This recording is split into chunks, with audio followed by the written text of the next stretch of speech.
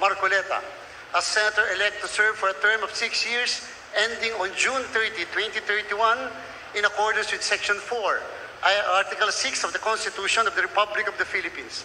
Given this 17th day of May 2025 in the city of Manila, signed George Erwin Garcia, Chairman, Commissioners Amy P. Ferolino, Ray E. Bulay, Ernesto Ferdinand P. Maceda Jr., Nelson J. Celis, Maria Norina Tangaro Kasingal, Noli R. Pipo, attested by Tufisto E. Elnas Jr., Executive Director.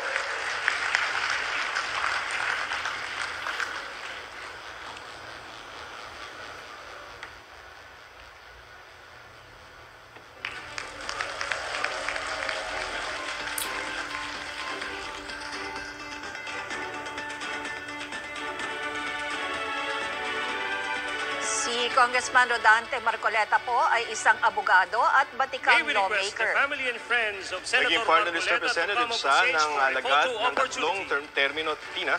Pagkatapos nito, naging representative naman siya ng Sagip Party List mula 2016 hanggang bago siya tumakbo sa eleksyon 2025. Dati na siyang naghain ng kandidatura para sa pagkasenador ng 2022 elections pero nag-withdraw siya noon. Ilang komite na ng Kamara ang hinawakan ni Marcoleta, kabilang ang Committee on Poverty Alleviation at Special Committee on Globalization. Naging Deputy Speaker din siya ng 18th Congress. At noong 19th Congress, naging Assistant Majority Leader siya ng Commission on Appointments at Chairman din ng Committee on Public Works and Highways. At itong si Senator-elect Marcoleta, isa naman Tina doon sa tatlo natin na mga first-time senators. Kasama doon si Senator-elect Tulfo, nasa yung pinakamarami doon sa alyansa na may boto. Second si Senator Tito Soto. Itong si Congressman Marcoleta ay kasama doon sa inendorso ni Vice President Sara Duterte. At doon sa pag-aaral nga ng GMA Integrated News Research sa datos ng COMELEC Mindanao, ang nagbuhat yung kay Senator Marcoleta. At yung corridor ng Luzon, marami rin siya nakuha doon. So ngayon papakinggan natin yung kanyang mensahe. Marami na mga fourth-termers si Senator Cayetano, Lacson at Lapi. So ito naman ay first time natin na makikita bilang senador.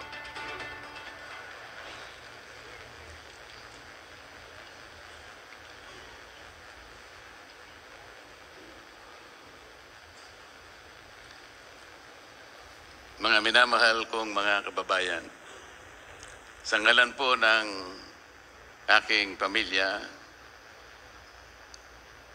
ako'y taus-puso pong nagpapasalamat sa natatanging pagtitiwala na ipinagkaloob ninyo sa akin at sa pagkakataong makapaglingkod bilang isang senador ng ating bansa. Ang tagumpay na aking nakamit ay tagumpay po nating lahat.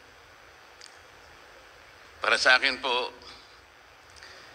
ito ay tagumpay na rin ng pag-iral ng demokrasya sa ating bansa.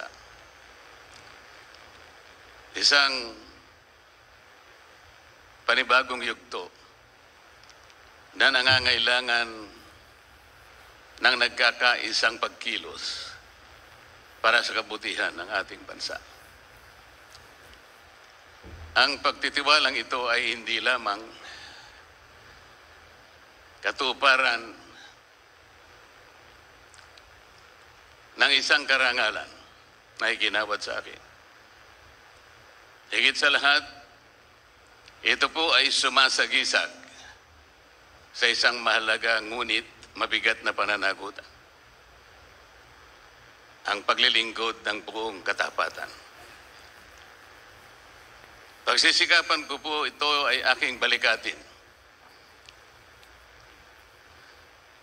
Hanggang sa aking mapatunayan sa inyong lahat na ako po ay karapat-dapat sa iginawad ninyong pagtitiwala.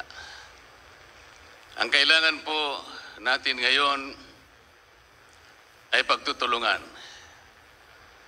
hindi hidwaan. Ang kailangan po natin ay hindi paligsahan ng akusasyon, kung hindi paghanap at pagtuklas ng mabisang pamamaraan tungo sa kaunlaran. Ang 6 na taon na ibinigay po ninyo sa akin ay hindi tungkol sa paggamit ng kapangyarihan, kundi sa pangingibabaw ng tapat na paglilingkod na inaasahan at inaasam ng ating mga kababayan. Hindi po ito tungkol sa pansariling kapakinabangan, kung hindi ito ay sa kapakanan at interes ng bawat isang Pilipino. Maraming salamat, Chairman George, at sa buong kawani at mga opisyalis ng Komisyon ng Halalan. Maraming salamat po sa sakripisyo ng aking pamilya. Magandang hapon po sa ating lahat.